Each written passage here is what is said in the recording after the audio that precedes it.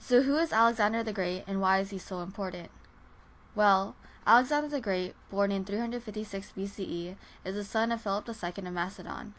He is known for being an astounding military leader as well as for starting the Hellenistic era, the spread of Greek culture.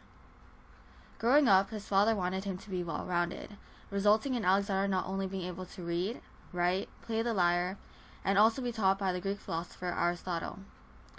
Alexander's life was recorded by the Greek historians Arrian and Plutarch. How big was Alexander's empire? He ruled as an absolute monarch, and during his reign, Alexander was able to take over Asia Minor, Egypt, and Persia. Alexander is most known for his battle with Darius III of Persia at Gaugamela, which resulted in his control over the Persian Empire. When Alexander would conquer new areas, he believed that he was doing what was morally right by civilizing those areas.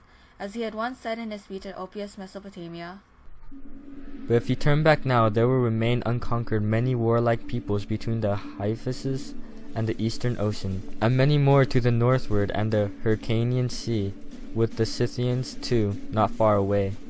So that if we withdraw now, there is a danger that the territory, which we do not yet securely hold, may be stirred to revolt by some nation or others we have not yet forced into submission."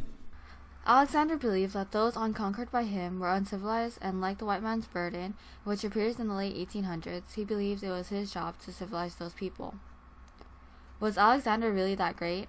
Alexander was not a figurehead of his empire, as not only was he a part of the planning of the where and who to take over, he also fought at the front lines of the battle, leading his army to victory.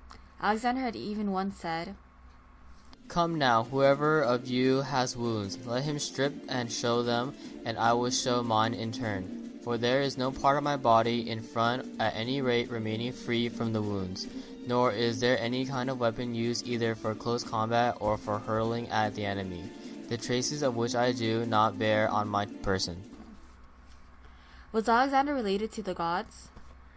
Alexander was believed to have been given the right to rule and be able to be successful in his conquering due to him being descended from a god. Alexander is often said to be the son of Zeus as well as a relative to Hercules. Was Alexander really a good leader? Alexander was able to keep a loyal army by telling them that they shared the same pain and that his gain was also theirs. In one of Alexander's campaigns, he states, "You and I, gentlemen, have shared the labor and shared the danger, and the rewards are for all of us.